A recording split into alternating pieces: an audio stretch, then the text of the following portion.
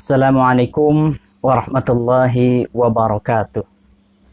Bismillah walhamdulillah wassalatu wassalamu ala rasulillah Sayyidina Muhammad ibn Abdillah wa ala alihi wa sahbihi wa man tabi'ah hudah wa walah. La hawla wa la quwwata illa billah. Pemirsa yang rahmati Allah subhanahu wa ta'ala, ya di zaman pandemi ini, ya sebetulnya dari awal pandemi banyak ya kata-kata ya semboyan ya yang beredar di masyarakat, kira-kira bunyinya jangan takut sama corona tapi takutlah sama Allah subhanahu wa ta'ala. Ini seringkali saya bahas ya di berbagai kesempatan ya, padahal ya kata-kata itu ya yang beredar di masyarakat digunakan untuk tidak mematuhi protokol kesehatan, digunakan sebagai dalih, sebagai alasan. Padahal kalau bisa kita jelaskan, yaitu kata-katanya bisa dibilang ngawur bin ngaco. Kenapa saya katakan ngawur bin ngaco? Karena itu tidak sesuai dengan Al-Quran dan hadis, tidak sesuai dengan ajaran Islam. Setidaknya saya mencatat ada 3 poin ya yang ngaco ya dari penggunaan dan kata-kata tersebut. Di mana letaknya? Yang pertama yaitu tentang definisi takut kepada Allah subhanahu wa ta'ala. Apa itu definisi takut kepada Allah? Ya, yang dimaksud takut kepada Allah ya bukan begitu. Bukannya kita nantangin semua makhluk. Misalnya maju lu semua, gue nggak takut sama lu, gue takut sama Allah. Bukan begitu. Ya, yang dimaksud takut kepada Allah, kita lihat tafsirnya di dalam Al-Quran, misalnya surah Al-Bayyinah di ayat terakhir, dzalika liman khasyiya rabbah.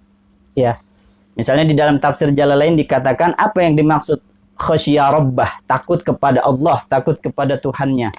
Ai khafa iqabihi, yaitu takut, khafa iqabahu, yaitu takut kepada azabnya Allah subhanahu wa ta'ala.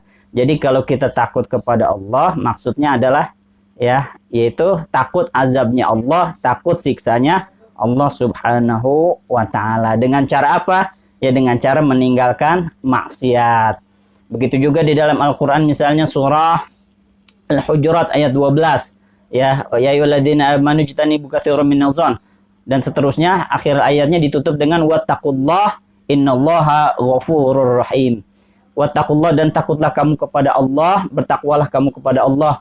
Yaitu takutnya dalam arti apa? Yang dimaksud takut di situ adalah takutlah akan azab Allah jika kamu melakukan yang demikian yang disebutkan di dalam Al-Quran surah Al-Hujurat.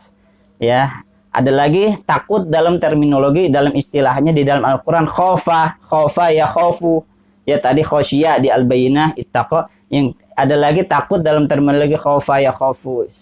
Penggunaannya seperti misalnya di dalam surah Al-Baqarah ketika Habil ya ingin dibunuh oleh Qabil, apa yang dikatakan Habil?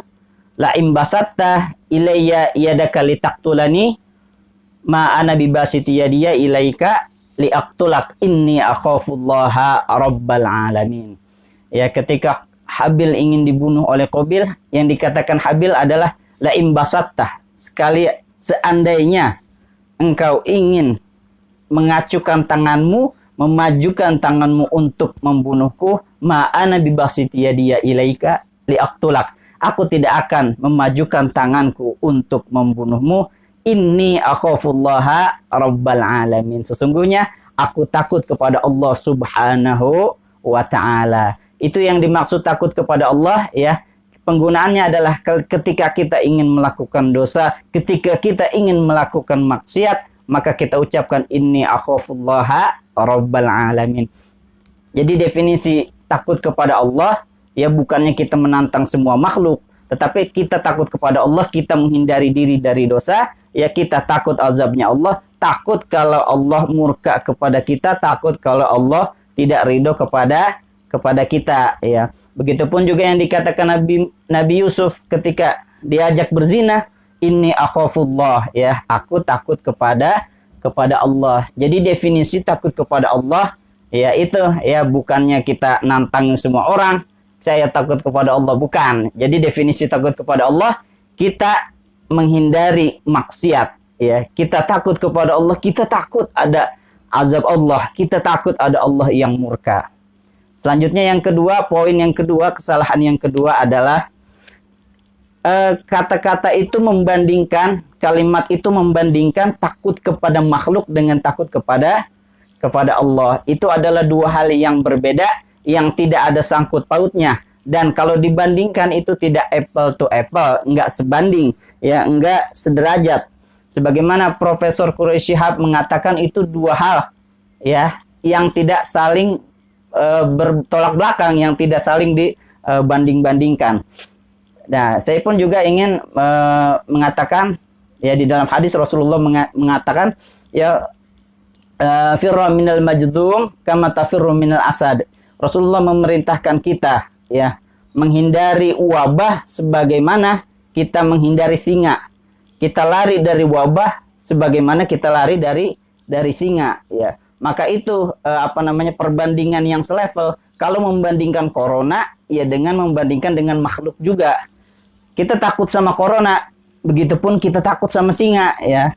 Jadi kalau kita keluar rumah misalnya, ya, tanpa masker, tanpa mematuhi protokol kesehatan, itu sama saja namanya kita masuk kandang singa tanpa perlindungan apa-apa. Atau sama saja kita nyemplung ke dalam, masuk ke dalam kolam yang banyak buayanya. Kira-kira begitu, ya. Jadi Rasulullah membandingkan antara wabah dengan singa. Itulah perbandingan yang selevel. Maka salah kalau misalnya dikatakan takut kepada corona, perbandingannya takut kepada Allah. Itu sama hal, dua hal yang berbeda yang tidak saling berkaitan.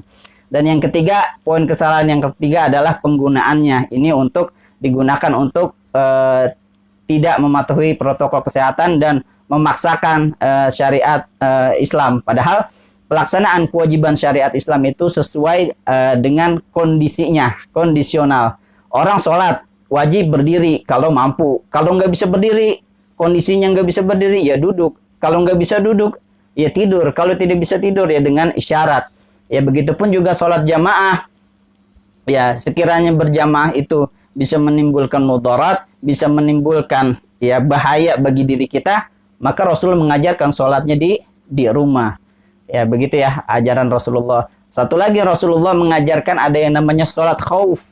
Sholat khauf itu sholat dalam keadaan mencekam, dalam keadaan situasi yang tidak kondusif, dalam situasi perang. Maka Rasulullah mengajarkan sholat yang tidak biasa, sesuai kondisinya.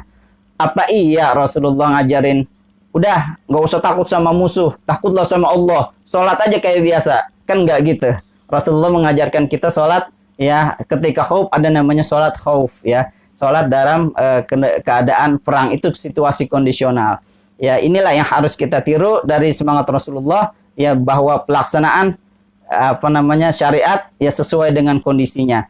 Berhubung sekarang kondisinya sedang pandemi, maka kita patuhi protokol kesehatan, tetap, ya, menjaga jarak, mencuci tangan, memakai masker bila keluar rumah, dan tetap di rumah bila tidak kemana-mana. Demikian yang bisa saya sampaikan. Wallahu a'lam. Wabillahi taufiq wal hidayah. Wassalamualaikum warahmatullahi wabarakatuh.